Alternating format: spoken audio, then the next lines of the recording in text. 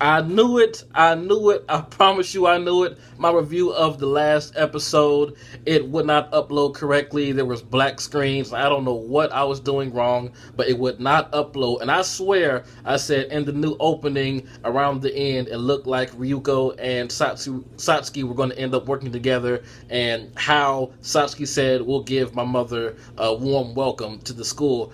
That seemed kind of suspect, so I assumed that she was going to turn against her mother, but like I said, I knew it, man. The ending of this episode is just crazy. And when you think about it, it's Satsuki, the Elite Four, Ryuko, and the Nudist Beach guys, all of them versus Ragyo just by herself. You know, maybe her assistant is awesome too. Who knows if Nui is going to help out, but if it's all of them versus just Ragyo, she must be badass, and we see she survives being crucified pretty much at the end, because we see her fighting in the next episode. So, I mean, man, this episode has got me so hyped. And my question is, how did she survive that? I mean, she was impaled through her stomach, both of her hands are pinned down, and she's just bleeding out the mouth. She survived a sword stab. Is she made of life fibers? Is that why her hair and her clothes are all fucking rainbowed out? Because she's like one big embodiment of life fibers. I believe that is the case. But anyway, this episode was great. There was a lot of content covered. I'm glad that we went from the day before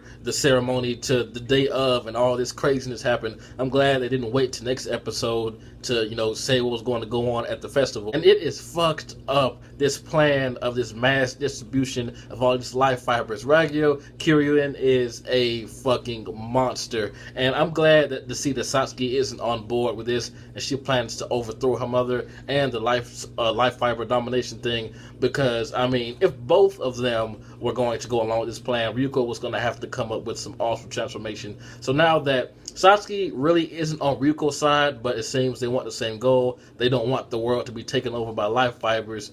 They're both going to end up having to suck it up and team up together and take down Ragyo. And just seeing everyone in the stadium be engulfed by these life fibers, even Mako's, you know, mom and dad. Thankfully, her brother got out because, you know, he's a little crackhead. Oh man, I see Tsumugu going around and cutting everyone out while Ryuko and Satsuki, while they try to take on the mother. But man, this episode has me so hyped, not just because I want to see Ragyo Kiryuin fight. That is one of the reasons I've always wanted to see her go in, but the main reason is how it's set up. It is set up so brilliantly, and it is set up to make us think that Ragyo is just this monster. Like I said, we have Satsuki, Ryuko, the Elite Four. Everyone else around her is pretty much badass, and it's going to be all of them versus Ragyo. So that is telling us that she is a force to be reckoned with. She is going to tear some shit up. But unfortunately, like I said, my review of last episode will not upload, so I'm going to talk about the new opening for a second.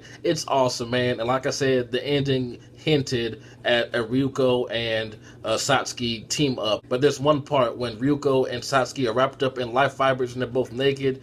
Senketsu has both of his eyes open. Now, it's just hinting that Senketsu will open up his other eye, even though it has like a scar on it. It's possible that Ryuko's final transformation is like a pure Kamui or life fiber synchronization or something like that, and he might open up his other eye and take off. I mean, that's what I'm getting out of it. I may be reading too much into it, but I am glad that we got some type of info of why Tsumugu is so strict about like life fibers and kamuis and whatnot, because his sister was killed by life fiber research, and that's really sad to see. Now I understand why he's such an asshole to Senketsu. But the question is, if Ryuko and Satsuki do team up to defeat Ragyo, does this mean that there will be no more Ryuko versus Satsuki? Because personally, I was hoping for one more fight between the two, maybe after they defeat Ragyo, or if it does end up that way, if they do defeat her together without Satsuki dying or something like that. But maybe after all that, Ryuko fights Satsuki one more time